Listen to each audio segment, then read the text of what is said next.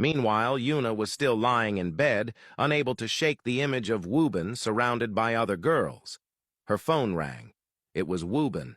She picked up immediately. He asked if she had been crying and mentioned that he had sent her several messages with no response. Concerned, he asked what was wrong. Yuna gathered her courage and questioned whether he had been out partying with Norwegian girls. Wuben didn't deny that he had made friends and occasionally went out with them, but clarified that it didn't mean he was doing anything inappropriate. He reminded her that he always updated her whenever he went out and never hid anything from her. Still upset, Yuna asked if he had done something with the girls, or was perhaps seeing someone else.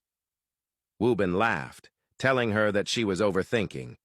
He reminded her that she was his woman and that he had promised to come back for her, and he still stood by that promise. He admitted that while he might be out partying with other people, he knew where his heart belonged and wouldn't jeopardize what they had. He reminded her of the emotional weight of the intimacy they had shared and the fact that he wouldn't leave her after having sex with her. He assured her that he hadn't touched any other woman since. Hearing this, Yuna smiled, realizing that perhaps she had overreacted. Wuben told her not to let others plant doubts in her mind. His voice softened as he said it would be cruel of him to betray her after what they had shared. He confessed he couldn't wait to come back and be with her again.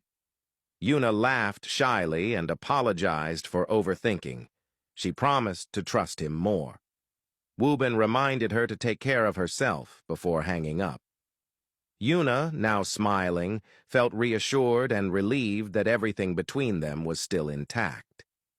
Later, Minsu and Sonjin arrived home. As they walked into the living room, they found Minsu's mother waiting.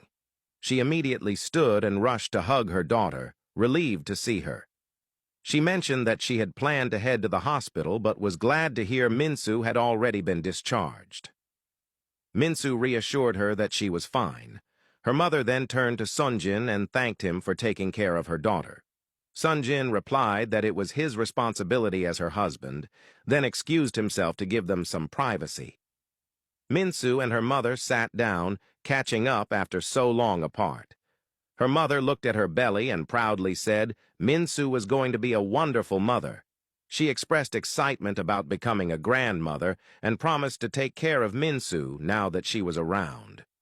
Minsu smiled and told her it was okay, grateful that they could now be together. Sometime later, Sunjin returned briefly, telling Minsu that he was going out for a run to clear his mind. Minsu told him to take his time and assured him that she would be fine with her mother.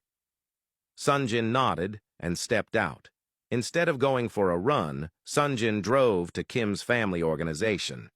Upon arrival, he walked straight into Kim's father's office. Kim's father, surprised by his presence, asked if he was there to mock the downfall of the company and reminded him that his family had played a part in their misfortunes. Sunjin, keeping his composure, stated that he wasn't there for that. He insisted that the only people responsible for their downfall were themselves. He moved closer, eyes cold with warning, and declared that although he was normally humble and reserved, he wouldn't hesitate to strike if anyone dared to harm the people he loved, especially his wife. He warned Kim's father to control his wife and stepdaughter, revealing that they had attempted to harm Minsu and their unborn child.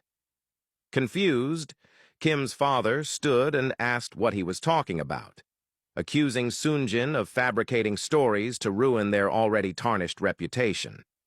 Sunjin stepped closer again, his voice low but firm, and told him that he was naive not to realize that the very people he was defending were plotting behind his back. He warned him to keep his household in order, and as he turned to leave, he delivered a final blow. He reminded Kim's father that while he may despise Kim, she did not deserve to be murdered by those with vile intentions. He urged him not to be blinded by loyalty to those who were not even blood, especially when they were clearly after his wealth and prepared to destroy his biological daughter to get it. With that, Sunjin walked out, leaving Kim's father standing alone, troubled, and trying to piece together the chilling truth he had just heard.